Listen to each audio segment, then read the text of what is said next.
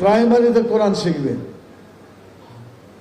High স্কুলে যে 10 পারা অর্থ সহ কোরআন শিখবে, কলেজে যারা 10 পারা অর্থ সহ কোরআন শিখবে, বিশ্ববিদ্যালয়ে গিয়ে 8-10 পারা কোরআন শিখবে, 30 পারা কোরআন ছাত্র জীবনে শেষ হয়ে যাবে।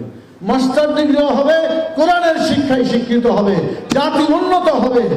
আজকে আমরা যেভাবে আছি এই জাতিকে আমরা উন্নত করতে সক্ষম হব ইনশাআল্লাহ। এই দাবিকে আমরা সরকারের কাছে রাখতে চাই। আর যারা মুসলমান হিসাবে আমরা আছি সবারই উচিত যে আমরা এই দেশে কোরআনের শাসন কায়েম করলেই দেশটা শান্তিতে থাকবে। আর আমরা তো মূল জিনিস চাই, 60-70 বছর জীবনে শান্তি শুধু চাই না, আমরা চাই অনন্ত জীবন, কোটি কোটি বছরের জীবন, আখিরাতের জীবনে আমরা শান্তি পেতে চাই।